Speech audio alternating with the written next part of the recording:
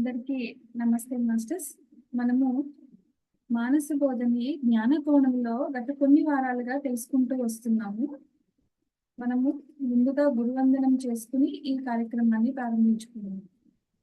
బ్రహ్మర్షి పితామహ పత్రిజీకి నా ఆత్మ ప్రణామాలు. సద్గురు మూవ్మెంట్ వ్యవస్థాపకులైన వంశీ సార్కి, సుగంధ మేడంకి నా ఆత్మ ప్రణామాలు. నాకు గురువుగా మెంటర్గా నన్ను వెనక ఉండి నడిపిస్తున్న హైమ మేడంకి నా ఆత్మ ప్రణామాలు.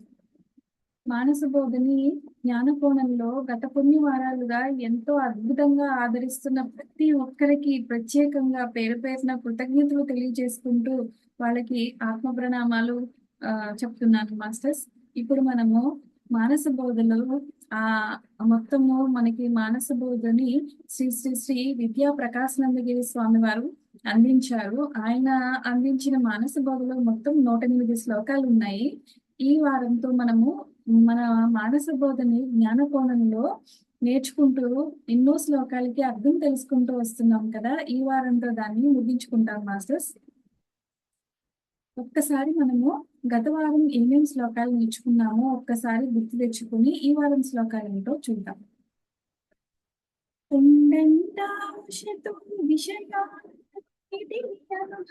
జగనీల మనసా విషయ సౌఖ్యాలన్నీ దుఃఖాలుగా మారి బాధించు శబ్దమే మనసా. భూమిలోన సర్వత్ర ఒక్క ప్రాణిని బాధించుకోయి మనసా. ప్రియులాగున నన్ను చూపు అంతటా మనసా. చూడండి మాస్టర్స్, ఎంతో ఆశతో ఎన్నో విషయాలన్నిటిని అధిగమించి మనము ఏం చేస్తాము, ఎంతో సుఖాన్ని తెచ్చుకుంటాం అన్నమాట. ఆ సుఖాలన్నీ కూడా మనకి లాస్ట్ కి దుఃఖాలుగా మారి బాధిస్తాయి. కాబట్టి ఎప్పుడూ కూడా విషయ సౌఖ్యాలకి మనము ఎక్కువ ప్రాధాన్యతనివ్వద్దు అని చెప్తున్నారు. విషయ సౌఖ్యాలకి ప్రాధాన్యతనిస్తే ఏమవుతుంది అంటే, విషయాల వెనకాల పరిగెత్తి మనము ఆ విషయాల్ని నాకు ఇది కావాలి అనుకుంటూ, ఇదే కావాలి అనుకుంటూ దాని వెనకాల పరిగెత్తి ఆఖరికి అలసిపోయి ఆ వచ్చిన సుఖాన్ని అనుభవిస్తూ మళ్ళీ అది అయిపోయిన తర్వాత అయిపోయిందే, మళ్ళీ దుఃఖం వచ్చిందే అని బాధపడుతూ ఉంటామంట. అందుకని ఇప్పుడు కూడా ఏం చేయాలంట, ఎంతో ఆశతో విషయ సౌఖ్యాలని అనుభవించుకు మనసా. ఏం చేస్తావు, ఇప్పుడు విషయ సౌఖ్యాలని ఎంతో కొండంత ఆశతో అనుభవించాలనుకుంటున్నావు కదా. ఎంత అనుభవించినా కూడా తనివి తీరదు.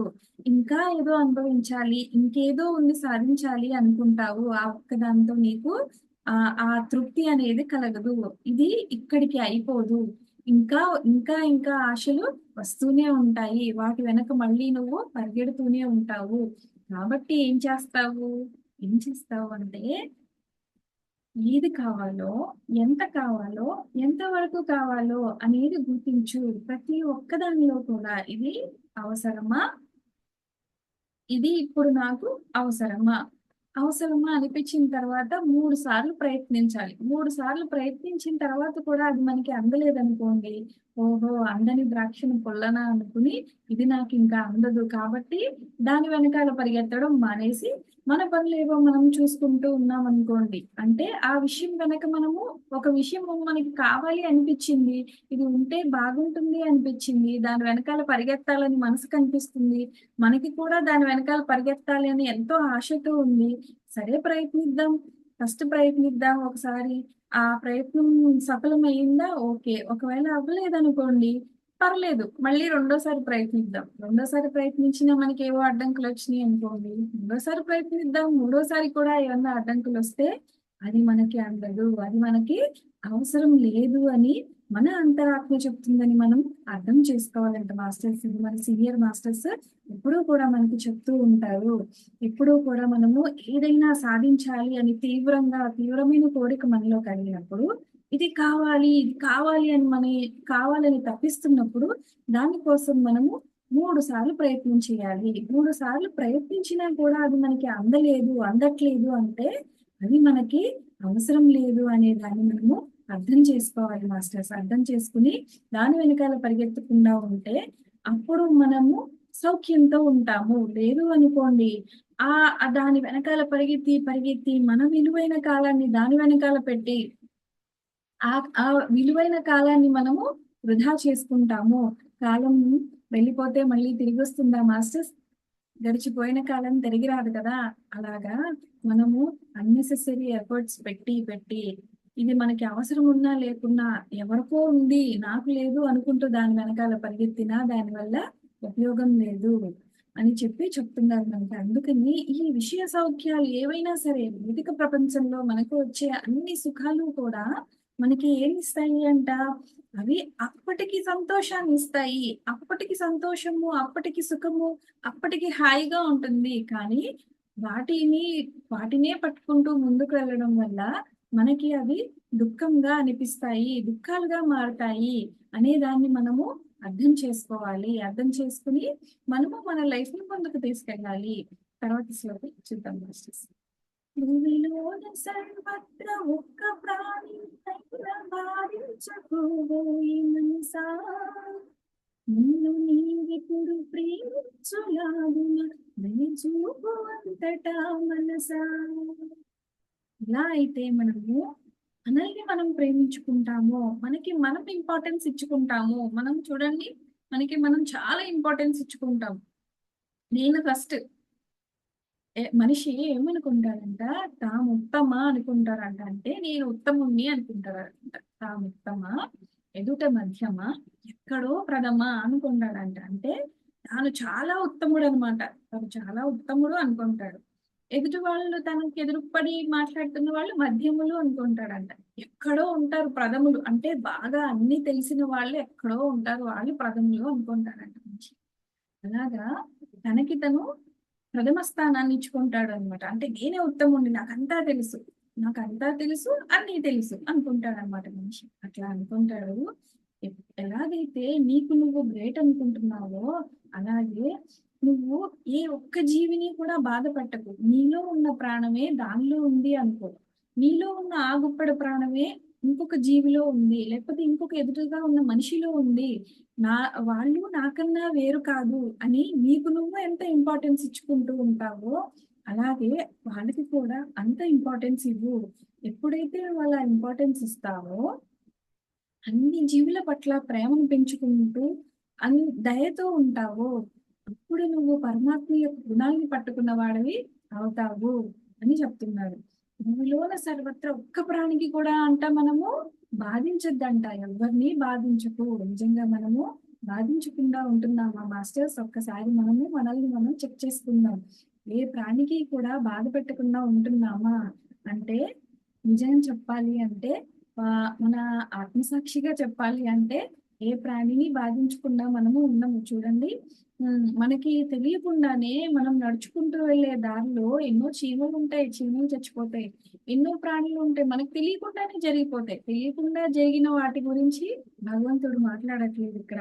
కానీ మరి దేని గురించి చెప్తున్నాడు? నీకు తెలిసి ఇంటెన్షన్ తో ఉండి, నీ ఇంటెన్షన్ ఉండి కూడా నువ్వు ఎదుటి జీవిని బాధ పెట్టకు. అది మనిషి అయినా సరే, మనుషులైనా సరే, లేకపోతే ఏ జీవి అయినా సరే ఇంటెన్షనల్ గా మనము బాధ పెట్టకూడదు. అంటే కావాలని అన్నమాట.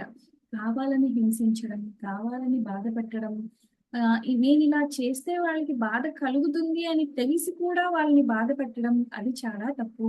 అలా ఎప్పుడు మనము చేయకూడదు అనేది చెప్తున్నారు. నిన్ను నువ్వు ఎంత బాగా చూసుకుంటావు, నీకు నువ్వు ఫస్ట్ ప్రిఫరెన్స్ ఎలా ఇచ్చుకుంటావు, నిన్ను నువ్వు ఎంత బాగా ప్రేమించుకుంటూ, ఎంత బాగా ఏదైనా తినాలి అంటే అబ్బా నాకు ఇంత ప్రత్యేకంగా కావాలి అనుకుంటూ ఎంత బాగా చేసుకుంటూ తింటావు. అలాగే అందరినీ అలాగే చూడు. నిన్ను నువ్వు ఎలా ప్రేమించుకుంటావో అందరినీ అలా ప్రేమించు. అప్పుడు నువ్వు పరమాత్మ గుణాల్ని నువ్వు పట్టుకున్న దానివి అవుతావు అని చెప్తున్నారు. అయితే మనము తర్వాత శ్లోకంగా చెప్తాం. చిత్తమెల్లప్పుడు విషయాల నీటికి పరుగెత్తుచుండును మనసా. దీనిపై వాయును జాగరూకుండవై సాక్షిగా గమనించు మనసా. చూడండి, మన చిత్తము అంటే మన మనస్సు దేని మీదకి వెళ్తుందో అనే దాన్ని మనము పదే పదే గమనించుకుంటూ ఉండాలంట. అది ఎక్కడికి వెళ్తుంది, దేని మీద దాన్ని ఫోకస్ పెడుతుంది అని మనము సాక్షిగా దానిని చూస్తూ ఉండాలి అంట. అంటే చూసేవాళ్ళం మనము ఎప్పుడు మనము శుద్ధ చైతన్య ఆత్మలం కదా మనము చైతన్య స్వరూపులము.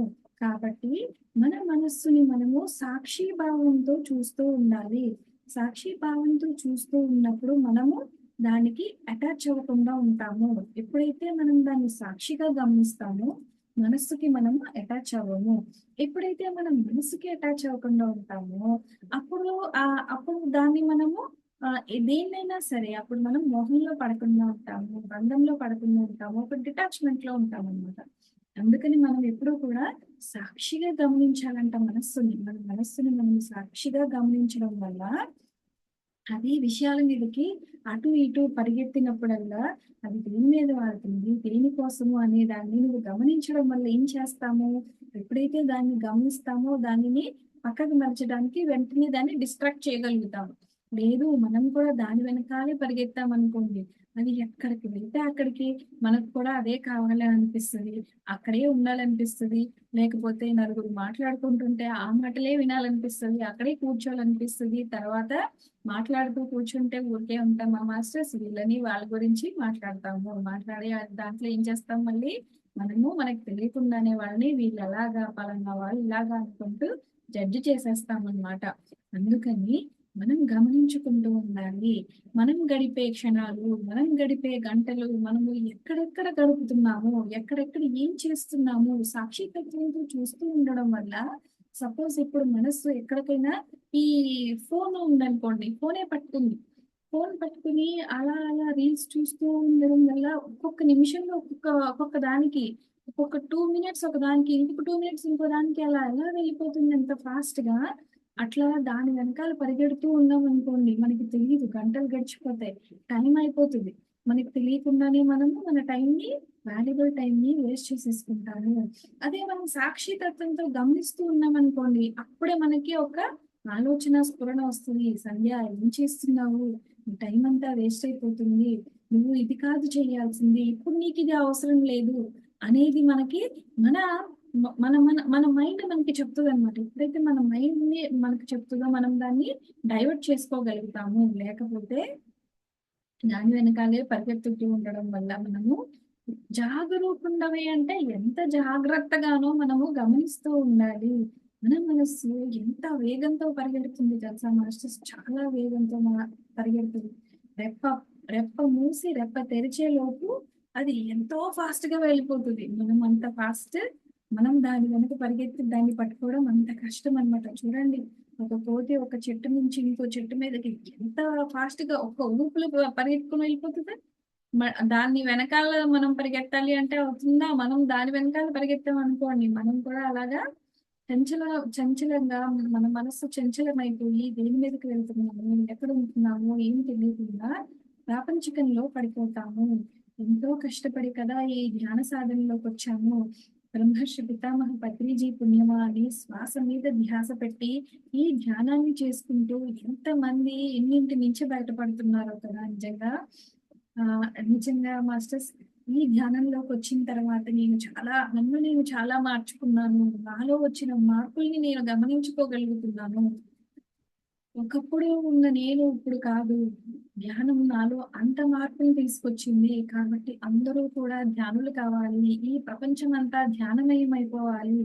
అందరూ ధ్యానులు కావాలి. ఎవరిని వాళ్ళు ఉద్ధరించుకోవాలి. కృష్ణ పరమాత్మ చెప్పినట్టు ఉద్ధరేణ ఆత్మన ఆత్మానం అని మనల్ని మనమే ఉద్ధరించుకోవాలి. చక్కగా గురువులు చూపించిన మార్గం ఇప్పుడు ఒకప్పుడు ఒక గురువు దగ్గరికి వెళ్ళి గురు దీక్ష పొందాలన్నా, లేకపోతే గురువుని అనుసరించాలన్నా ఎన్నో కఠినమైన పద్ధతులు ఉండేవి.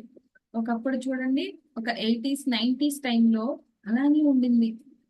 ఇంకా చాలా వరకు కూడా ఆధ్యాత్మిక రంగంలోకి ఎక్కువ ఉంటే కూడా అందరూ ఏమనేవారంటే, ఏంటి నీకు ఏమంత ఏజ్ అయిపోయిందని ఇప్పుడే అంత దేవుడు అంతా ఇంత వైరాగ్యంగా మాట్లాడతావు, భగవంతుడి గురించి అంత తెలుసుకోవాల్సిన అవసరం ఏముంది, నీకంత ఏజ్ ఎంత అయిపోయింది, నువ్వు అంత ముసలివాడిని అయిపోయావా అప్పుడు అని అనేవాళ్ళు. కానీ చూడండి మాస్టర్స్, ఇప్పుడు మనకి తెలుస్తుంది. అంటే 80 90s నుంచి మనము 2000 2010 2020s లోకి వచ్చేసాము. ఇప్పుడు 2020s లోకి వచ్చేసరికి ఈ 30 years లో ఎంత రెవల్యూషన్ వచ్చింది చూడండి. స్పిరిచువల్ రెవల్యూషన్ అనొచ్చు దీన్ని. బ్రహ్మర్షి పితామహ పత్రిజీ పుణ్యమా అంటూ కొన్ని లక్షల కోట్ల మంది ధ్యానం చేసుకుంటున్నారు ఇవాళ. వాళ్ళలో ఉన్న ఎన్నో రోగాల్ని తగ్గించుకుంటున్నారు. వాళ్ళని వాళ్ళు తెలుసుకుంటున్నారు. వాళ్ళని వాళ్ళు అంతర్ముఖం కాగలుగుతున్నారు. నిజంగా ఎంత గ్రేట్ కదా అసలు. ఆ ఆ, ఒక్కసారి అందరము కూడా బ్రహ్మర్షి పితామహ పత్రిజీకి మనస్ఫూర్తిగా కృతజ్ఞతలు తెలియజేసుకుందాం మాస్టర్స్. నిజంగా మనము ఎంత మార్పు వస్తుందో కదా. ఒక స్పిరిచువల్ రెవల్యూషన్ అని చెప్పాలి. ఆయన ఎంత కష్టపడి ఇంటింటికి వెళ్ళి ధ్యానం చెప్పి అలా మళ్ళీ ఎన్నో క్లాసెస్ పెట్టి ఆ క్లాసెస్ రికార్డింగ్ క్లాసెస్ క్లాసిక్స్ గా పెట్టి క్లాసిక్స్ గా ఆయన జ్ఞానాన్ని అందించి తర్వాత మళ్ళీ ఆయన జూమ్ త్రూ మనకి నాలెడ్జ్ నిచ్చి తర్వాత ఒక శాటిలైట్ త్రూ ఒక ఛానల్ ని పెట్టడం అంటే అంత ఈజీ కాదు మాస్టర్స్. ఎంత ఆ, అకుంఠితమైన పట్టుదల దీక్ష ఉంటే ఆ ఒక గురువు అంత అంత స్థాయికి ఆయన ఎదిగి ఇంతమంది జీవితాల్లో వెలుగును నింపగలుగుతారు చెప్పండి. ప్రతి ఒక్కరిలో పాజిటివ్స్ నెగిటివ్స్ ఉంటాయి మాస్టర్స్. అయితే మనము ఏది ఎంచుకుంటున్నాము, ఏది పట్టుకుంటున్నాము, మనం పట్టుకున్న దానిలో పాజిటివిటీని చూస్తూ మనం ముందుకెళ్తున్నామా, లేకపోతే ఎదుటి వారిని విమర్శిస్తూ ఎదుటి వారిలో నెగిటివిటీని చూస్తూ మనము అక్కడే ఆగిపోతున్నామా? మనం ఎంత ముందుకెళ్తున్నాము మన వరకు మనం ఆలోచించుకుందాం. మనము ఒకరిని ఉద్ధరించకపోయినా పర్లేదు, మనల్ని మనం ఉద్ధరించుకుందాము, మనల్ని మనం తెలుసుకుందాము. మనము ఆ అసలు మనం ఎలాంటి వాళ్ళము, ఒకరిని వేలెత్తి చూపే ముందు 3 వేలు మనల్ని చూపిస్తాయి మాస్టర్స్. 3 వేలు అంటే 3 సార్లు మనల్ని మనం చెక్ చేసుకున్నాక ఒక ఫింగర్ మనం ఇలా పెట్టి చూపించాలంట. చూడండి, మన చేతి వేళ్ళే మనకి ఎంత బాగా జ్ఞానం చెప్తున్నాయి కదా. మనల్ని మనము 3 సార్లు చెక్ చేసుకుని ఒకరిని విమర్శించడానికి అప్పుడు ట్రై చేయాలంట నిజంగా. కానీ నిజానికి మనం అలా ఉంటున్నామా చెప్పండి? లేదు. మనకి భగవంతుడు మనకి మనిషికి ఇచ్చినంత స్వేచ్ఛ స్వాతంత్రం ఇంత ఏ జీవికి ఇవ్వలేదు. కానీ మనం దానిని ఆయన ఎందుకు ఇచ్చాడు, దేనికి ఇచ్చాడు, అసలు ఎందుకు మనము ఇలా మనుషులుగా ఈ జంతు పరంపర తర్వాత మనిషి జన్మ తీసుకున్న మనము ఇది దేనికి తీసుకున్నాము అని ఆలోచించకుండా ఎన్నో జన్మలు జన్మలు మనము నచ్చిన పనులు చేసుకుంటూ పాపాలని పుణ్యాలని పోగు చేసుకుంటూ ముందుకు వెళ్ళిపోతున్నాం మాస్టర్స్. కానీ మనం ఎందుకు పుట్టాము, ఎందుకు పెరిగాము, ఎందుకు ఈ జన్మ తీసుకున్నాము, తీసుకునే ఈ జన్మలో మనము ఎంతవరకు ధర్మబద్ధంగా ఉన్నాము అనే దాన్ని మనము ఎంతైనా చెక్ చేసుకోవాలి మాస్టర్స్. మనము ధర్మం ధర్మో రక్షతి రక్షిత. మనము ఎప్పుడు కూడా సత్యాన్ని పట్టుకోవాలి. ఏది సత్యం? ధ్యానము చేసుకుంటూ ఉంటే మనల్ని మనం ఉద్ధరించుకున్న వాళ్ళం అవుతాము అనేది సత్యం. ఏది సత్యము? జ్ఞానము ఎప్పుడు కూడా సత్యదర్శిని, సత్యాన్ని చూపిస్తుంది మనకి. కాబట్టి మనము సత్యాన్ని పట్టుకోవాలి. సత్యాన్ని ఎప్పుడైతే పట్టుకుంటామో జ్ఞానంలో ఉంటాము. జ్ఞానం ఎప్పుడైతే అందుతుందో మనకి ధర్మం ఏంటో తెలుస్తుంది. ఎప్పుడైతే మనం ధర్మంలో ఉంటామో ధర్మం మనల్ని కాపాడుతుంది. కాబట్టి ఎప్పుడూ కూడా మనం ఏం చేస్తూ ఉండాలి అంటే మన గురువుల ద్వారా అందిన ఆ జ్ఞానాన్ని ఎంతవరకు తెలుసుకుంటున్నాము, తెలుసుకున్న జ్ఞానాన్ని ఎంత ఇంకించుకుంటున్నాము, ఇంకించుకున్న జ్ఞానాన్ని ఎంత ఆచరణలో పెడుతున్నాము, ఆచరణలో పెట్టిన దాన్ని ఎంతవరకు మనము నిలబడగలుగుతున్నాము. చాలా వరకు మనము ఇక్కడికి వచ్చిన తర్వాత, ఇక్కడ ఆచరణలోకి వచ్చిన తర్వాత కూడా మాస్టర్స్ మనము తప్పటడుగులు వేసుకుంటూనో లేకపోతే అటు ఇటు పడిపోతామో జరుగుతుంది. మనుషులం కదా. ఎందుకంటే ప్రాపంచికంలో ఉంటాము, సంసారంలో ఉంటాము. మన రోజువారీ జీవితంలో ఎంతో మంది మనకి ఎదురు పడుతూ ఉంటారు. అలా ఆ క్రమంలో మనకి తెలియకుండానే మనము మన వల్ల ఒకరు బాధపడుతూ ఉండొచ్చు, లేకపోతే మనకి తెలియకుండానే మనము వాళ్ళని బాధ పెట్టి ఉండొచ్చు. ఒక జీవి బాధపడొచ్చు మన వల్ల. కాబట్టి మనసా నువ్వు ఏం చేస్తావు? ధ్యానంలోకి రా, ధ్యానం చేసుకో. ఎప్పుడైతే ధ్యానం చేసుకుంటావో ఆ ధ్యానం చేసుకుంటున్న నువ్వు నీకు తెలుస్తుంది, ఎరుకలోకి వస్తావు. ఎప్పుడైతే ఎరుకలోకి వస్తావో అప్పుడు నువ్వు నిన్ను చూసుకుంటావు. నిన్ను చూసుకున్నప్పుడు ఎరుకతో నిన్ను నువ్వు చూసుకున్నప్పుడు గమనించడం మొదలు పెడతావు. ఎప్పుడు గమనిస్తావో నీకు నువ్వు ఎలా ఉన్నావో అప్పుడు అర్థమవుతుంది. అప్పటి వరకు నువ్వు ఏది మాట్లాడతావో అదే నిజం అనుకుంటావు. నువ్వు ఏం చేస్తున్నావో అదే కరెక్ట్ అనుకుంటావు. నువ్వు ఎలా ఉన్నావో అదే ధర్మం అనుకుంటావు. కాదు మనసా, నువ్వు ఏం చేయాలి? ధ్యానంలోకి రావాలి. ధ్యానంలోకి వచ్చినప్పుడు మాత్రమే మనము మన ఎరుకని తెచ్చుకుంటాము. ఎరుకతో విచక్షణని తెచ్చుకుంటాము. ఎప్పుడు విచక్షణని వాడుకుంటామో మనము మన జీవితంలో ఎంతో అద్భుతంగా మనము ముందుకెళ్ళగలుగుతాము. కాబట్టి మాస్టర్స్, మనము ఈ వారం శ్లోకాలు ఏంటో తెలుసుకుంటూ మరింత జ్ఞానాన్ని నేర్చుకుందాము. మితమైన హితమైన నీవు సింపించుము ఈ మనసా, మోక్ష సాధనలందు ఆహార్యమము అతి ముఖ్యమైనది మనసా. చూడండి మాస్టర్స్, మళ్ళీ ఒకసారి వినిపిస్తాను. హితమైన సింపించుము ఈ మనసా, మోక్ష సాధనలందు ఆహార్యమము అతి ముఖ్యమైనది మనసా. అందరికీ కాదు, అంటే అందరికీ అవసరమే, కానీ ఎవరైతే నాకు మోక్షం కావాలి, నేను మోక్షాన్ని సంపాదించుకోవాలి, నేను ఎలా అయినా సరే మోక్షంలోకి వెళ్ళిపోవాలి అనుకుంటారో వాళ్ళు ఖచ్చితంగా చేయాల్సింది ఏంటి అంటే, వాళ్ళు తీసుకునే ఆహారాన్ని ఏ విధంగా తీసుకుంటున్నారు వాళ్ళు అనే దాన్ని చాలా చెక్ చేసుకోవాలంట మాస్టర్స్. చూడండి, మనకి ఏమని చెప్తున్నారు? మితమైన హితమైన ఆహారము, మితమైన హితమైన ఆహారాన్ని నువ్వు సేవించు ఓ మనసా. మోక్ష సాధన చేసుకోవాలి అంటే ఆహార నియమము చాలా ముఖ్యమైనది నీకు అని చెప్తున్నారు. ఆ సరే, మరి ఈ అసలు ఇది ఎలాగా మనకి మితమైన హితమైన ఆహారము అంటే ఎలాగా? సాత్విక ఆహారాన్ని తీసుకోవాలి. సాత్విక ఆహారాన్ని, మితాహారాన్ని, దైవార్పిత ఆహారాన్ని, న్యాయార్జిత ఆహారాన్ని, ఈ 4 కూడా మనము ఎప్పుడైతే తీసుకుంటామో, ఈ 4 తీసుకుంటే మనకి మోక్షానికి దారి దొరుకుతుందంట మాస్టర్స్. చూడండి, ముముక్షువులు అంటారు. అంటే ఎవరైతే మోక్షం కోసం ప్రయత్నిస్తూ ఉంటారో వాళ్ళని ముముక్షువులు అంటారన్నమాట. వాళ్ళు ఈ 4 మనం ఉన్నామా లేదా అని చెక్ చేసుకుంటారంట మాస్టర్స్. చూడండి, మనం కూడా చెక్ చేసుకోవాలి. మనం తీసుకునే ఆహారం సాత్విక ఆహారమా, లేకపోతే హింసతో కూడిన ఆహారమా? సాత్వికంగా అది తీసుకోవడం. ఇప్పుడు చూడండి, సాత్వికంగా అంటే చాలా వరకు మనము వెజిటేరియన్స్, నాన్ వెజిటేరియన్స్ అనుకుంటాము. కాదు మాస్టర్స్, ఇప్పుడు చాలా వరకు కూడా వీగన్స్ ఉన్నారు చాలా మంది. వీగన్స్ అంటే వాళ్ళు కనీసం ఆవు పాలు కానీ, గేదె పాలు కానీ, అంటే జంతువుల ద్వారా వచ్చిన ఏ ఆహారాన్ని కూడా వాళ్ళు తీసుకోరు. ఎందుకు అంటే చూడండి, ఈ ప్రపంచంలో ఒక్క తల్లి తల్లి దగ్గర మాత్రమే పాలు తాగి పెరిగేవి ఏంటి అంటే అన్ని జంతువులు కూడా ఏ తల్లి పాలు అవి తాగుతాయి. కానీ మనం మనుషులం ఏం చేస్తాం చూడండి, ఆవు పాలు మనమే తాగేస్తాము, గేదె పాలు మనమే తాగేస్తాము, ఆ దూడకేవో కొన్ని పాలు వదిలేసి మిగతా పాలు మనమే తాగేస్తాము. మనుషులం ఎంత స్వార్థపరులం కదా, ప్రతి ఒక్క జీవిని హింసిస్తున్నాం మాస్టర్స్ మనము.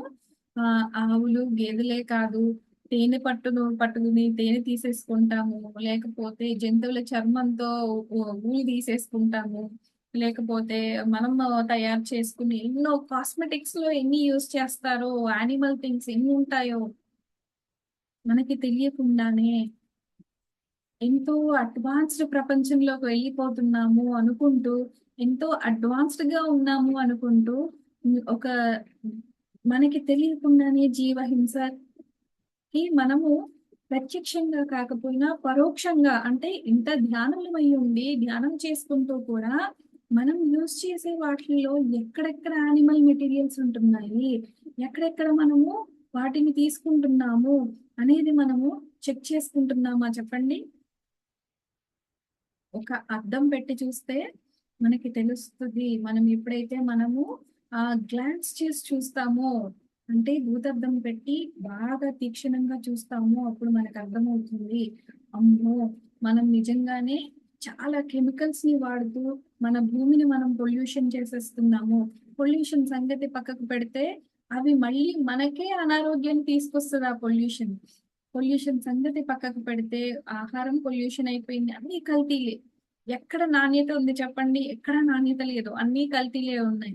మనం అది పోనీ ఎవరో చేస్తున్నారు కాదు, మనుషులమే. మనం మనుషులమే చేస్తున్నాం అలాగా. దేనికి చేస్తున్నాము అంటే డబ్బుల కోసము. డబ్బుల కోసము అంటే డబ్బులు ఒక్కటి ఉంటే ప్రాణం వస్తుందా మాస్టర్స్ చెప్పండి? డబ్బులు ఉన్నంత మాత్రాన ప్రాణం నిలబడుతుందా? డబ్బులు ఉన్నంత మాత్రాన మనకి కష్టం రాకుండా ఉంటుందా? డబ్బులు ఉంటే ఏదైనా సాధించవచ్చు అనుకునే వాళ్ళకి ఆ కష్టాలు రాకుండా ఉంటున్నాయా అంటే లేదు. మనం గమనించి చూస్తే ఎన్ని ఉన్నా కూడా మనం దేనిని ఆపలేము. అందుకే చెప్తారు చూడండి, కర్మ సిద్ధాంతము అందుకే వచ్చింది. కర్మ చేస్తే మనం చేసే పనుల బట్టే మన కర్మ లెక్క కడుతుంది. మనం ఏ కర్మలు చేస్తామో దాన్ని బట్టి మనకి కర్మ ఫలితములు వస్తూ ఉంటుంది. ఏ రోజుకి ఆ రోజు మనల్ని మనము చెక్ చేసుకోవాలి. ఈ రోజు నేను చేసిన పనిలో ఎక్కడైనా దేన్నైనా హింసించానా, ఎక్కడ నాకు తెలియకుండానే ఎప్పుడైతే మనం తెలియకుండా చేస్తామో, భగవంతుడా తెలియకుండా నా వల్ల ఏదన్నా ఇవాళ పొరపాటు జరిగి ఉంటే క్షమించు అని భగవంతుడికి, ఎందుకంటే అన్నింట్లో ఉంది భగవంతుడే కదా, అన్ని భగవత్ స్వరూపాలే కదా, కాబట్టి భగవంతుడికి క్షమాపణ చెప్పుకుని మనము మన రోజులో ఎవరినైనా తెలిసి గాని తెలియక గాని బాధ పెడితే క్షమించమని అనుకుంటూ మనము ఆగా క్షమాపణ చెప్పుకోవడం వల్ల మనకి మనము క్లెన్సింగ్ చేసుకుంటాం మాస్టర్స్. ఇది మనకి చాలా చిన్నగా అనిపిస్తుంది కానీ మనలో మనకి ఇది చాలా హెల్ప్ఫుల్ టెక్నిక్ అన్నమాట. ఎప్పుడైతే మనము పడుకునే ముందు ఒక 10 మినిట్స్ ముందు మనకి మనము చెక్ చేసుకుంటామో, ఈ రోజు చేసిన పనుల్లో నేను ఎక్కడ తొందరపడి మాట్లాడాను, లేకపోతే నేను ఎక్కడ దురుసుగా ప్రవర్తించాను, ఎక్కడ నాకు అసూయ కలిగింది, లేకపోతే ఈర్ష్యగా నేను ఎక్కడ ఫీల్ అయ్యాను అని మనల్ని మనం చెక్ చేసుకోవడం వల్ల అప్పుడు మనకి అర్థమవుతుంది. ఎప్పుడైతే ఫోకస్ పెడుతున్నాం కదా, మన మీద మనం ఫోకస్ పెడుతున్నాం, మనకు అర్థమవుతుంది నేను ఇలా ఉండద్దు, ఇలా ఉండద్దు అని. అప్పుడు ఇలా ఉండద్దు అని ఎప్పుడైతే మనకు అర్థమవుతుందో దాన్ని మనం చేంజ్ చేసుకోవడానికి ట్రై చేస్తాం. తర్వాత చేంజ్ అవుతాం. కాబట్టి దేన్నైనా పట్టుకోవడం వరకే, పట్టుకునేంత వరకే కష్టం ఉంటది. పట్టుకున్న తర్వాత దాన్ని ఎలాగోలా మనము కరెక్ట్ చేసుకోవడానికి, దాన్ని సెట్ చేసుకోవడానికి ప్రయత్నిస్తాం. అయితే ఇక్కడ ఏమంటున్నారు? మితమైన హితమైన ఆహారాన్ని తీసుకోవడం వల్ల, సాత్విక ఆహారాన్ని తీసుకోవడం వల్ల, మితమ ఆహారం అంటే ఆహారాన్ని ఎక్కువ క్వాంటిటీలో తీసుకోవడం, చాలా వరకు చాలా మందికి కంట్రోల్ ఉండదు. తెలియదు వాళ్ళకి. నాకు ఇంతైతే సరిపోతుంది అని తెలియదు. కంట్రోల్ ఉండదు. తినేస్తారు. తినేసిన తర్వాత బాధపడతారు అనమాట. అలా అన్‌కంట్రోల్డ్‌గా తినకూడదు. మనం తినేది ఏదైనా సరే భగవంతుడా, ఎన్నో కోట్ల జీవులున్న ఈ భూ ప్రపంచంలో ఎంతో మంది ధనవంతులున్నారు. ఎంతో మంది లేని వాళ్ళున్నారు. కానీ నాకు ఈ టైంకి కరెక్ట్‌గా ఆహారాన్ని అందించావు తండ్రి, నీకు కృతజ్ఞతలు అనుకుంటూ ఆ భగవంతుడికి అర్పించి కృష్ణార్పణం అనుకుంటూ తిన్నామనుకోండి, దైవార్పిత ఆహారాన్ని, న్యాయంగా ఆర్జించిన ఆహారాన్ని మనం తీసుకోవడం వల్ల మనము మోక్షానికి అర్హులం అవ్వగలుగుతాము అని చెప్తున్నారు. అయితే దీనికి సంబంధించి మనము ఒక చిన్న కథ చెప్పుకుందాం. ఒకసారి భీష్మ పితామహుడు అంపశయ్య మీద ఉండి తన జ్ఞానాన్ని అందిస్తూ ఉంటాడు కదా. పాండవులు 5గురు కూడా వచ్చి, ద్రౌపది కూడా వస్తుందన్నమాట అక్కడికి వచ్చి. వాళ్ళందరూ వరుసగా నుంచుంటే ఎంతో అంటే చాలా జ్ఞానపరమైన విషయాలన్నిటినీ కూడా భీష్మ పితామహుడు వాళ్ళకి చెప్తాడనమాట. ఇలా ఇక్కడ ఇలా ఉంది, ఈ ఉపనిషత్తుల సారం ఏంటి, ఎంతో లోతైన జ్ఞానాన్ని ఆయన అందిస్తూ ఉంటాడు. ఒక్కసారిగా ద్రౌపది నవ్వుతదనమాట. నవ్వుతే ఇంత సీరియస్ గా ఆయన జ్ఞానాన్ని అందిస్తుంటే ద్రౌపది ఎందుకు నవ్వింది అర్థం కాదు. అయితే అప్పుడు ఆయన చెప్పేది ఆయన ఆపేసి ద్రౌపదిని అడుగుతాడనమాట, నువ్వు ఎందుకు నవ్వావు అని. ఎందుకు నవ్వాను అంటే, ఇంత బాగా అంటే ఇంత ధర్మం తెలిసి, ధర్మ సూక్ష్మాలన్నీ తెలిసిన మీరు ఇంత ధర్మంగా, ఇంత జ్ఞానాన్ని పంచుతున్నారు కదా, మరి ఆ రోజు కురుసభలో దుశ్శాసనుడు నన్ను ఈడ్చుకొస్తున్నప్పుడు అప్పుడెందుకు మీరు కామ్‌గా ఉన్నారు? మీరు అప్పుడెందుకు మాట్లాడలేదు? ఈ మరి ఇంత జ్ఞానాన్ని చెప్తున్న మీరు అప్పుడెందుకు మాట్లాడలేదు అని చెప్పేసి నాకు ఇంత జ్ఞానం చెప్తున్న ఈయన అప్పుడెందుకు ఏం మాట్లాడకుండా ఉండిపోయారు అని నాకు అనిపించి నవ్వొచ్చింది అని చెప్పేసి నేను ఎంతో అంటే ఒక స్త్రీని ఇలా చేస్తున్నప్పుడు కూడా మీరు ఎందుకు మాట్లాడలేకపోయారు అని నాకు ఇంత జ్ఞానం చెప్తున్నారు కదా ఇప్పుడు అని నాకు నవ్వొచ్చింది అని చెప్పేసి దీని గురించి నాకు చెప్తారా అని అడుగుతున్నాను అని అంటదన్నమాట. అప్పుడు భీష్మ పితామహుడు చెప్తాడనమాట. నిజమేనమ్మా, నువ్వు చాలా కరెక్ట్ క్వశ్చన్ వేశావు. అప్పుడు నేను దుర్యోధనుడి పక్షాన ఉన్నాను. దుర్యోధనుడి దగ్గర ఉంటూ దుర్యోధనుడు ఆహ్, ఆహ్, ఎంత అవినీతి పనులు చేశాడు. ఆ అవినీతితో కూడిన ఆహారాన్ని తినడం వల్ల నాలో ఉన్న నా రక్తం మొత్తం మలినమైపోయింది. అంత మలిన రక్తం నాలో ప్రవహిస్తున్నప్పుడు ధర్మం ఏంటో అంటే ఆయన అక్కడ ఆహ్, నిజానికి ఆయన అక్కడ ఆయనకాయనే ఆయన పెట్టుకున్న శబదాలకి ఆయన లోబడిపోతాడు. అది ఒక కోణం అయితే ఆయనేం చెప్తాడంటే, ఈ దుర్యోధనుడు తిండి తినడం వల్ల నేను అంటే అవినీతిపరమైన ఆలోచనలు, అవినీతిపరమైన పనులు దీంతో తినడం ఈ ఆహారాన్ని నేనెప్పుడైతే తీసుకున్నానో, అది మలినమయ్యి నా రక్తం మలినమైపోయింది. ఎప్పుడైతే నా రక్తం మలినమైందో, నేను ధర్మంగా అక్కడ ఆలోచించలేకపోయాను అని చెప్పి అంటాడనమాట. కానీ ఇప్పుడు ఎప్పుడైతే అర్జునుడు తన బాణాలతో నన్ను అంపశయ్య మీద పడుకోబెట్టాడో, నాలో ఉన్న మలిన రక్తం మొత్తం పోయి, ఇప్పుడు మంచి రక్తం ఉంది. అది జ్ఞానం నాతో పలికిస్తుంది. అంటే నాలో రియలైజేషన్ వచ్చింది. నాలో వచ్చి అంటే నా వాస్తవానికి కారణం నేనే అని తెలుసుకున్నాను. నాలో ఆ రియలైజేషన్ వచ్చింది అని ఆయన చెప్తాడన్నమాట. చెప్తాడు. ఎప్పుడూ కూడా మనము అందుకే చెప్తాడు. మనం చేసే పనులు, మనం తీసుకుంటున్న ఆహారం న్యాయార్జితంగా వచ్చిందా? రాలేదా? ఎవరినైనా బాధపెట్టి మనము ఇప్పుడు చూడండి చాలా మంది డబ్బులు వడ్డీకిస్తూ ఉంటారు. డబ్బులు వడ్డీకి ఇస్తారా? వడ్డీ కలెక్ట్ చేసుకుంటూ ఉంటారు ప్రతి నెల. కొంతమంది ఇవ్వలేని వాళ్ళు ఉన్నారనుకోండి. డబ్బులు ఇవ్వలేకపోతే అప్పుడేం చేస్తారు? వాళ్ళని హింసించో, లేకపోతే బాధపెట్టో వాళ్ళని ఎలాగోలా డబ్బులు తీసుకుంటారు. ఎప్పుడైతే మనం హింసిస్తామో, మాటలతో బాధపెడతామో వాళ్ళు చాలా బాధపడతారు కదా! అలాగా మనము అలా అంటే అది అన్యాయం. అన్యాయం చేసినప్పుడు అలా ఆర్జించిన ఆహ్, డబ్బులతో మనము తినే ఆహారము ఏమవుతుంది? న్యాయార్జితమైన సంపదతో తినే ఆహారం అవుతుందా? అవ్వదు కదా! అందుకని మనల్ని మనం చెక్ చేసుకోవాలన్నమాట. మనం ధర్మంలో ఉన్నామా? న్యాయంగా ఆర్జిస్తున్నామా? మనం తినే ఈ తిండి మనకి న్యాయార్జితంగా వచ్చిందా? రాలేదా? లేకపోతే ఎవరినైనా బాధ పెట్టడం వల్ల మనము ఆ ఆహారాన్ని తింటున్నామా? చూడండి, మనం ఏ ఆహారం తీసుకుంటామో అదే మనం అని చెప్తారు కదా! మనము ఏ ఆహారం తీసుకుంటామో అదే మనం అని చెప్తారు కదా! అందుకని మనం ఏం చేయాలి? మనము న్యాయార్జితమైన ఆహారాన్ని, సాత్విక ఆహారాన్ని అంటే హింసతో కూడిన ఆహారాన్ని తీసుకోవద్దు. మాంసాహారాన్ని తీసుకోవద్దు. మాంసాహారంలో ఏముంది? హింస ఉంది. హింసతో కూడిన పనుల్ని మనం చేయొద్దు. హింసతో కూడిన ఆహారాన్ని మనము తినొద్దు.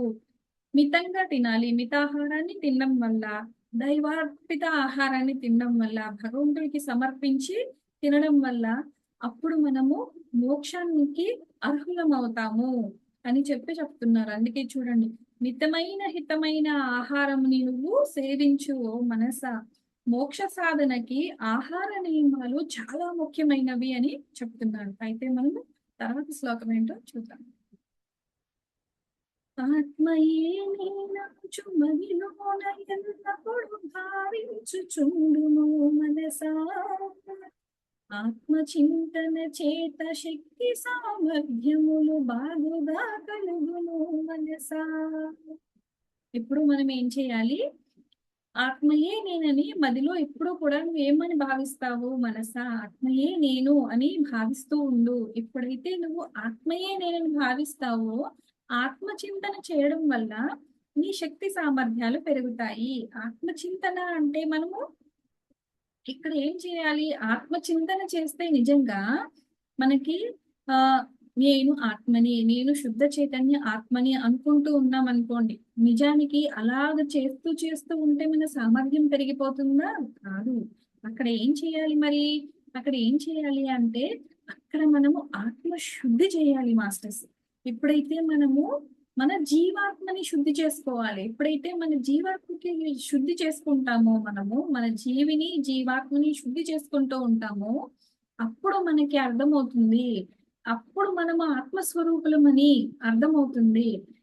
అలా మనకి అర్థమైనప్పుడు మనలో ఉన్న శక్తి సామర్థ్యాలు ఏంటి అనేవి తెలుస్తాయి. అప్పుడు అర్థమవుతుంది. ఓహో! ఈ ఆత్మ, ఆ పరమాత్మ రెండు ఒక్కటే, వేరు కాదు. రెండు ఒక్కటే. అంటే ఈ ఆత్మకి, ఆ పరమాత్మకి ఏ శక్తులైతే ఉన్నాయో, ఈ ఆత్మకి కూడా అవే శక్తులు ఉన్నాయి అని అప్పుడు మన శక్తి సామర్థ్యాలు పెరుగుతాయన్నమాట. మనము శుద్ధ చైతన్య ఆత్మస్వరూపులం అనుకుంటూ మనల్ని మనము శుద్ధి చేసుకోలేదనుకోండి.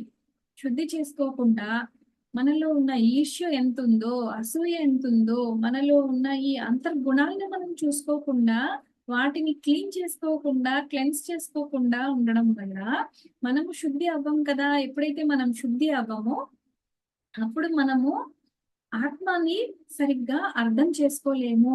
ఇవి ఇవేమవుతాయంటే అడ్డుగా ఉంటాయన్నమాట. ఎప్పుడైతే మనం చూడండి, ఇలా ఈ స్పెక్ట్స్ ఉన్నాయి నాకు. ఈ స్పెక్ట్స్ లో ఏదైనా ఒకటి ఇలా అడ్డు వచ్చి పడింది అనుకోండి, నేను క్లారిటీగా చూడగలనా? చూడలేను కదా! అలాగా మనలో ఉన్న ఈ గుణాలు ఏవైతే ఉంటాయో, ఆ గుణాలు మనల్ని ఆ భగవంతుడి నుంచి దూరం చేసేస్తూ ఉంటాయన్నమాట. భగవంతుడికి మనము దగ్గర అవ్వకుండా చేస్తూ ఉంటాయి.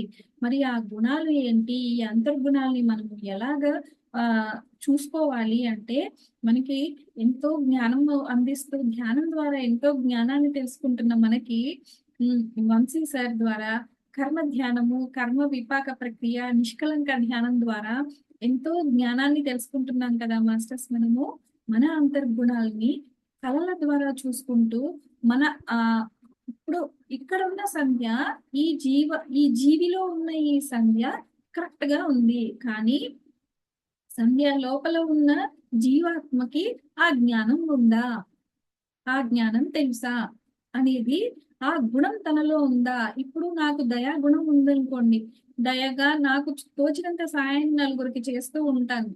ఇప్పుడు అంటే ఈ జీవిలో నేను భౌతికంగా చేస్తూ ఉంటాను. కానీ అది నా లోపల ఉందా? నా జీవాత్మ లోపల ఉందా అనేది మనకు ఎలా తెలుస్తుంది?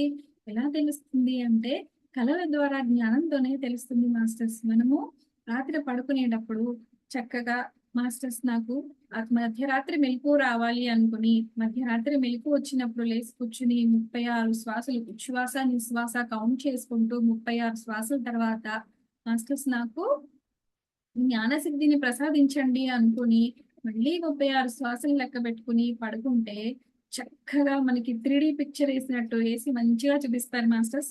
మనకి చక్కగా టెస్ట్ పెడతారు. ఎలా ఉన్నాం మనము అనేది మనకి తెలిసిపోతుంది అనమాట. మనము ఆ టెస్ట్ లో పాస్ అవ్వలేదు అనుకోండి, ఏం ప్రాబ్లం లేదు. ఓహో, నాలో ఈ గుణం ఉందన్నమాట అని మనల్ని మనం ఆ గుణాన్ని తెలుసుకుని నేను ఇలా ఉండకూడదు. భౌతికంగా ఎంతో దయతో ఉన్న సంధ్య లోపల లేదు. కాబట్టి ఈ లోపల ఉన్న ఈ సంధ్యకి కూడా దయ అనేది తెలియాలి అంటే మనము భౌతికంగా చెప్పుకుంటూ ఉండాలి. మనము ఎప్పుడు నలుగురితో దయతో ఉండాలి. దయ, కరుణ, జాలి వీటితో ఉండడం వల్ల ఆ భగవంతుడి గుణాల్ని మనం అలవరుచుకోవడం వల్ల మనలో ఉన్న ఈ అంతర్గుణాల్ని మనము పోగొట్టుకోగలుగుతాము. ఈ జ్ఞానం మనకి ఎప్పుడైతే అందుతుందో మన జీవాత్మలో కూడా చేంజ్ వచ్చి మళ్ళీ మళ్ళీ కళల ద్వారా జ్ఞానాన్ని అడిగినప్పుడు మాస్టర్స్ మళ్ళీ మనకి టెస్ట్ పెడతారు. ఎందుకంటే మనం మారాలి అని మనకెంతున్నా పైనున్న మాస్టర్స్ కి అయ్యో ఈ బిడ్డ ఎంతో మారాలనుకుంటున్నాడు కదా, వీడికి నేను ఖచ్చితంగా ఎంతో కొంత సాయం చేయాలి అని వాళ్ళు ఎప్పుడు మన పక్కనే ఉంటారు మాస్టర్స్. మనల్ని ఎప్పుడు గమనిస్తూ ఉంటారు. మనము ఆ ఈ ఫిజికల్ వరల్డ్ లో కెమెరాస్ ఉంటే అమ్మో నన్ను ఒకళ్ళు అబ్జర్వ్ చేస్తున్నారు, పక్కన కెమెరా ఉంది లేకపోతే ఎదురుకుండా కెమెరా ఉంది అనుకుంటాం. కానీ ఏ కెమెరా లేకపోయినా మనము ఆ భగవంతుడి కనుసన్నల్లోనే ఉన్నాము. ఎప్పుడు మనం ఏం చేస్తున్నాము, చిత్రగుప్తుడు చాలా చిత్రంగా మనం చేసే పనుల్ని, మనం చేసే పాపపు పనుల్ని అన్ని లెక్కేస్తూనే ఉంటాడు. కాబట్టి మనము ఎప్పుడూ కూడా ఏం చేస్తూ ఉండాలి? మనము ఆత్మస్వరూపులమి అనేది తెలుసుకోవాలి అంటే మనలో ఉన్న ఈ గుణాల్ని మనము ముందు శుద్ధి చేసుకోవాలి. ఈ గుణాల్ని శుద్ధి చేసుకోవాలి అనే దానికి మనము ఒక చిన్న కథ చెప్పుకుందాం. ఒకసారి ఏమైందంట, కబీర్ దాసు కబీర్ దాసు రోజుల్లో కబీర్ దాస్‌కి ఈ జీవితంలో నాకు ఒక సద్గురువు ఉంటే బావుండు. సద్గురువు పంచన చేరితే ఈ జీవితానికి ఒక మార్గదర్శకం దొరుకుతుంది. ఆయన మార్గదర్శకంలో నేను నా జీవితాన్ని ముందుకు తీసుకెళ్ళాలి అని పాపం ఎంతో ట్రై చేస్తూ ఉంటాడంట. ఎంతో ట్రై చేస్తూ ఎన్నో ఆశ్రమాలకి తిరుగుతూ ఉంటాడంట.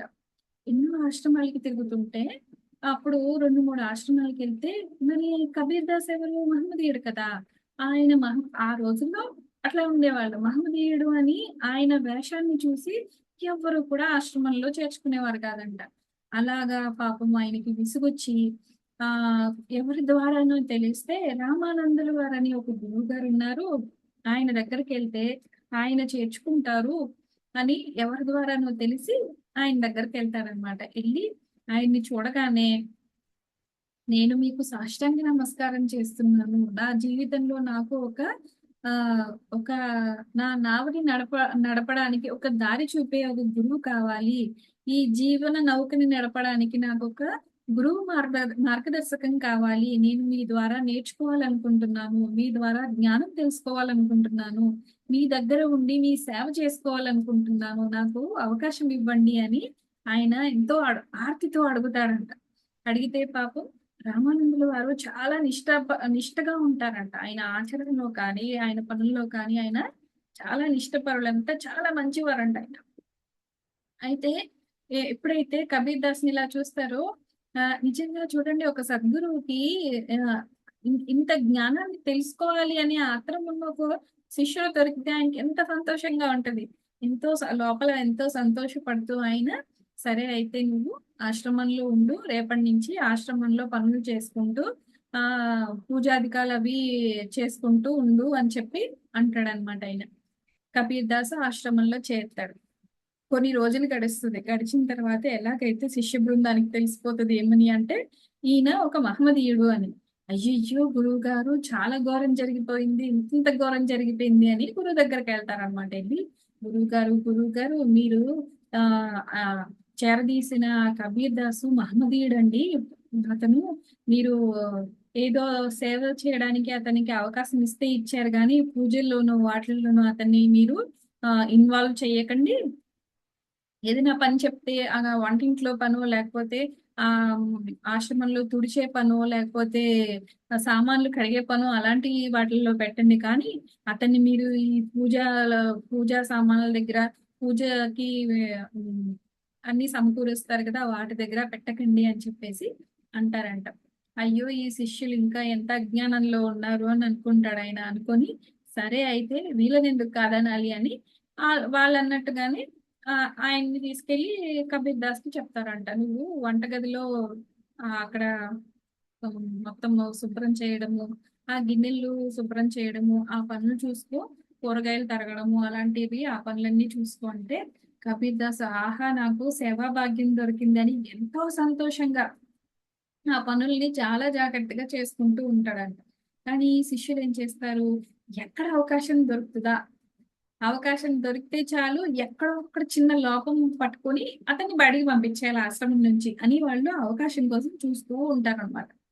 మొత్తానికి ఈ విషయం ఎలా అయితే కబీర్ దాస్‌కి తెలిసిపోతుంది. చూస్తుంటే అర్థమైపోతది కదా! నచ్చట్లేదు వీళ్ళకి ఈయన ఈయన ఇలా ఉండడం కూడా వీళ్ళకి నచ్చట్లేదు. ఆయనకు అర్థమైపోయింది. ఓహో! వీళ్ళు ఇలా ఉన్నారు అనుకోని ఏం చేస్తాడు ఆహ్, ఒకరోజు గిన్నెలు కడుగుతూ ఉంటారనమాట. వాళ్ళు వెనకాల నుంచి చూస్తూ ఉంటాడు. పైన గిన్నెని చాలా బాగా కడిగేస్తాడు.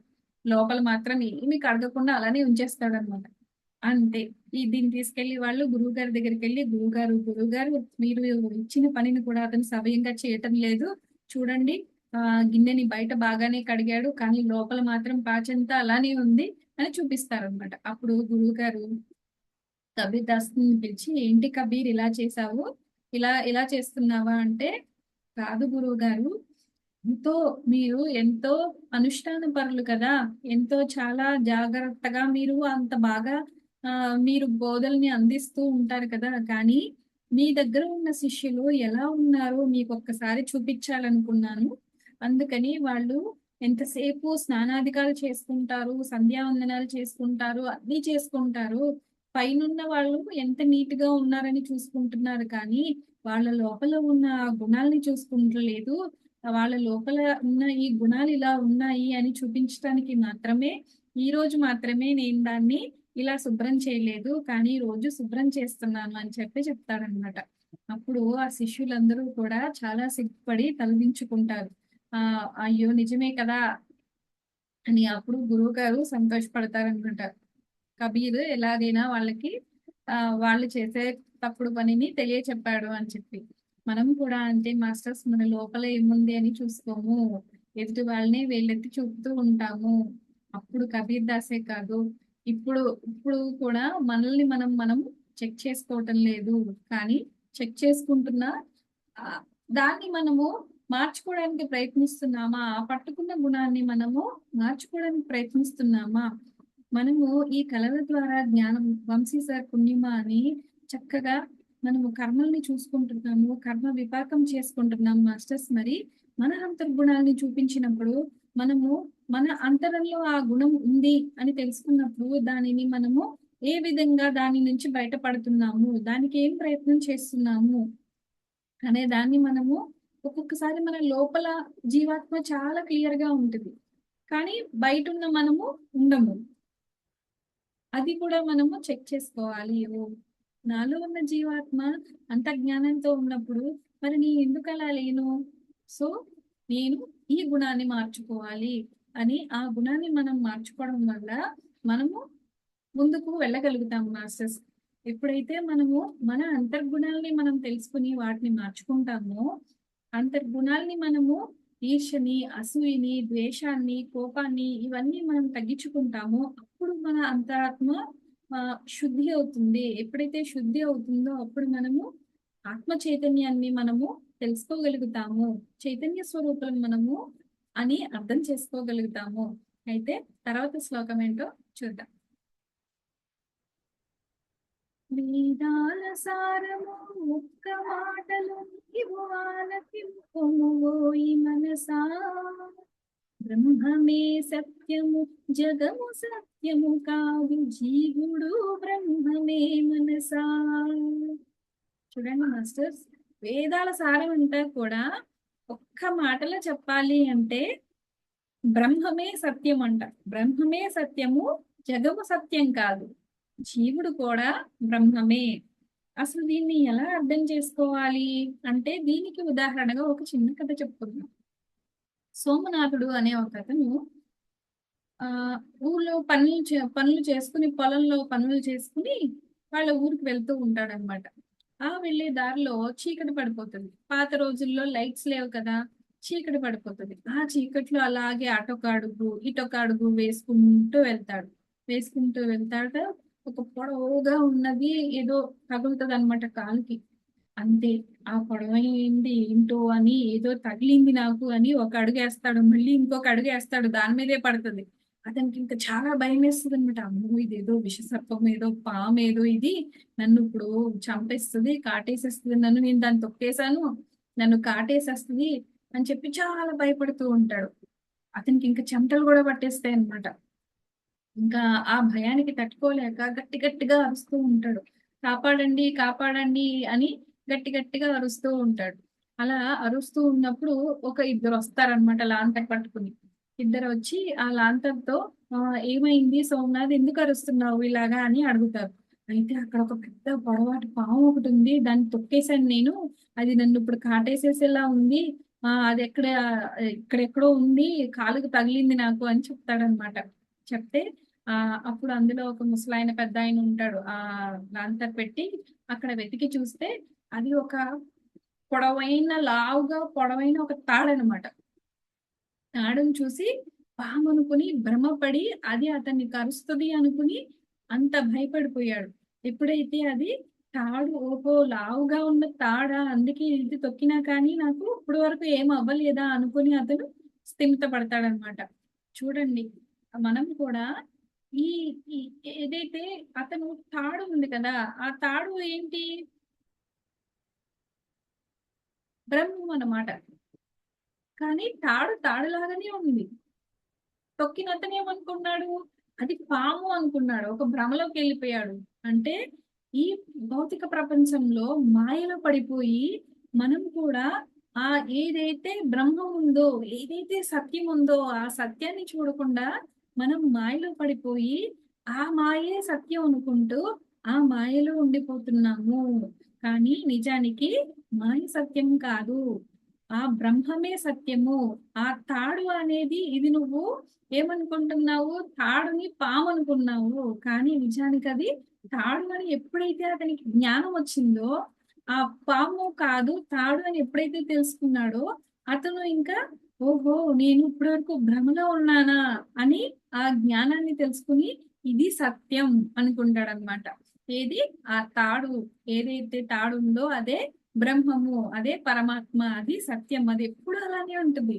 కాకపోతే ఈ మాయ అనేది ఎప్పుడైతే యాడ్ అవుతుందో ఆ మాయలో పడిపోయి సత్యం కనపడదనమాట. మాయ సత్యం అనుకుని అది నిజం అనుకుని ఈ భౌతిక ప్రపంచంలో ఇదే ఇదే కరెక్ట్.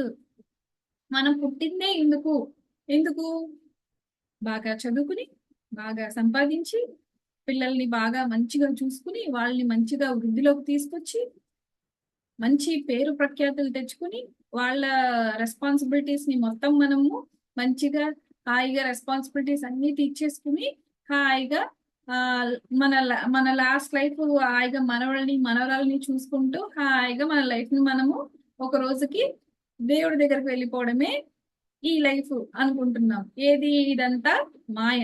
కానీ ఏది సత్యము పరమాత్మ సత్యము. నీలో ఉన్న ఆత్మ ఆ పరమాత్మ రెండు ఒక్కటే. నువ్వు ఆత్మస్వరూపానివి. నువ్వు ఈ దేహానివి కాదు. ఈ ఈ దేహం కేవలం నీకు నిన్ను నువ్వు తెలుసుకోవడానికి ఇచ్చిన ఒక సాధన మాత్రమే. ఈ సాధనను ఉపయోగించుకుంటూ నువ్వు కూడా ఆ పరమాత్మ చైతన్యాన్ని అని తెలుసుకుంటూ ఆ పరమాత్మని నువ్వు అర్థం చేసుకోవాలి అని చెప్పి మనకి ఈ దేహం ఇవ్వబడింది అనేది మనం దీని ద్వారా తెలుసుకోవాలి. ఫస్ట్ దీనికి సంబంధించి ఇంకొక ఉదాహరణ చెప్పుకుందాం. ఒక అడవిలో ఒక సింహం తను గర్భంతో ఉంటదన్నమాట.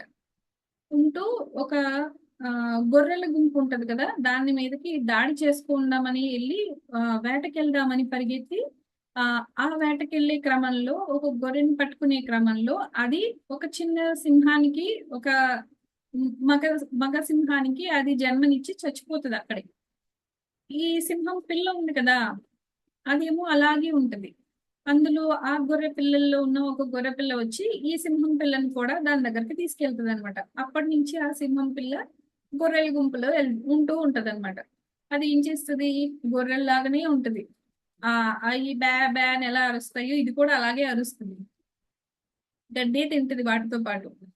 గడ్డే తింటది. ఏదైనా ఒక కుక్క వచ్చిందంటే దాన్ని చూసి భయపడి పారిపోతుంది. ఇలాగా అది ఆ పెద్ద అవుతుంది అనమాట. పెద్ద అయిన తర్వాత కూడా అది ఏమనుకుంటుంది అంటే నేను ఒక గొర్రెని అనుకుంటూ ఆ గొర్రెల మందులోనే అలాగే ఉంటది అనమాట. ఒక రోజు ఒక పెద్ద సింహం ఒక ముసలి సింహం వస్తుంది అనమాట. వచ్చి వేటకి వస్తుంది గొర్రెల గుంపు దగ్గరకి. వచ్చినప్పుడు ఈ సింహాన్ని చూస్తుంది అనమాట. ఇదేమో చూసిన వెంటనే పారిపోతుంది అనమాట. అరే ఏంటిది సింహం అయ్యుండి ఇలా పారిపోతుంది అనుకుని అప్పుడు దాని దగ్గరికి వెళ్ళి దాన్ని ఎలాగో వాళ్ళని పట్టుకొని తీసుకొస్తుంది అనమాట. తీసుకొచ్చి ఏంటి నువ్వు అలా పారిపోతున్నావు నువ్వు నాలాంటి వాడివే నువ్వు సింహానివి నువ్వేంటి ఇలా ఉన్నావు అని చెప్పి చెప్తుంది అనమాట. దానికి చెప్పినా సరే అది వినదు భయపడిపోతూ ఉంటది అనమాట. భయపడిపోతూ ఉంటే ఇలా కాదని చెప్పేసి ఒక నీళ్ళ కొలం దగ్గరికి తీసుకెళ్ళి చూడు నిన్ను నువ్వు ఒకసారి చూడు నన్ను కూడా చూడు నా నీడని చూడు నీ నీడని చూడు అంటదన్నమాట. అప్పుడు ఆ సింహము ఏదైతే ఉందో ఆ యంగ్ సింహము దాని నీడని చూసుకుంటది. ఒకసారి చూసిన తర్వాత మళ్ళీ ఈ సింహం నీడని చూసి ఓహో నేను సింహాన్నా నేను గొర్రెని కాదు అని అప్పుడు తను అర్థం చేసుకుంటది అనమాట. చూడండి మాస్టర్స్, మనం కూడా ఈ మాయా ప్రపంచంలో పడిపోయి ఈ మాయే నిజం, మాయే సత్యం అనుకుంటూ ఉంటాము.